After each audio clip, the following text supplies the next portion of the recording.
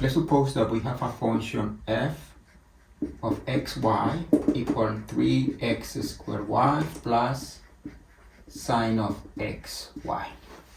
Then the partial derivative of f with respect to x, denoted like this, or sometimes denoted like this, is the function that you get when you take the derivative of this function pretending that y is a constant. You can pretend that, for example, y is a number like a square root of 5. Then it's a constant. Then when you are doing the derivative of this part, you don't have to do the product rule because this is a constant. And then x is your variable. Then you have 6xy plus the derivative of sine. The derivative of sine of 2x will be 2 cosine of 2x, but here there is not a 2, there is a y, there is a constant. Then it would be like y cosine of xy. Remember that this is just to pretend, right? To compute the partial derivative of f with respect to y, our variable is y, and we need to pretend that x is a constant.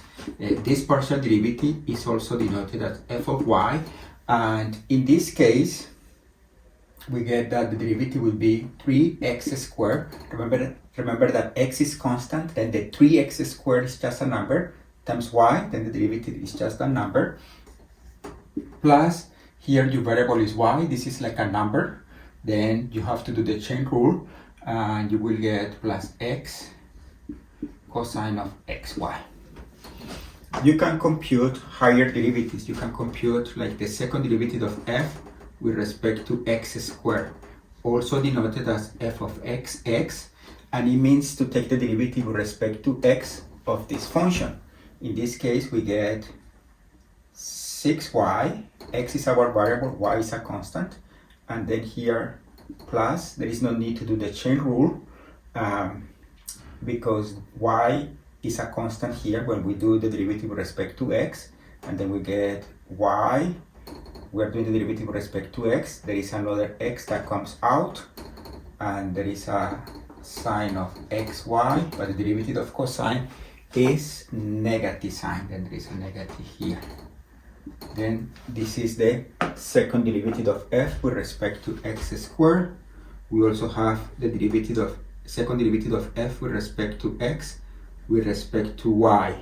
This will mean first take the derivative with respect to y, and then do the derivative with respect to x of this. Then we have 6x. We are doing the derivative with respect to x of this. Here we have to do the product rule. The derivative of x is 1 times cosine of xy plus x times the derivative of cosine of xy with respect to x. The derivative of cosine is negative sine. We have a negative, but this y is a constant. Then we have, it comes out by the chain rule, sine of xy. Notice that if the function is a good function, when we do the second derivative of y with respect to x, that means first take the derivative with respect to x and then the derivative with respect to y. If we take the derivative with respect to y of this function, we get 6x plus, here we have to do the chain rule, then we get the derivative with respect to y of y is 1 times cosine of xy plus y, and then the derivative with respect to y of this, which is negative, then this becomes a negative sine of xy, but here we are taking the derivative with respect to y, this is a constant, by the chain rule it comes out. Notice that these two are the same. This is not a coincidence. In general, if the function has several partial derivatives, this is going to happen. Then we have that f of xy is equal to f of yx. We can also do the second derivative of f with respect to y squared, also denoted as f of yy, and it's just first take the derivative with respect to y, and then do the derivative again with respect to y. and this is like a constant. The derivative with respect to y is 0.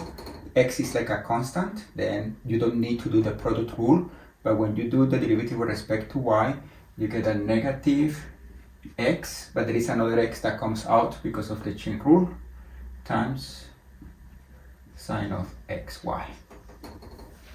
Okay, this is how you do partial derivatives.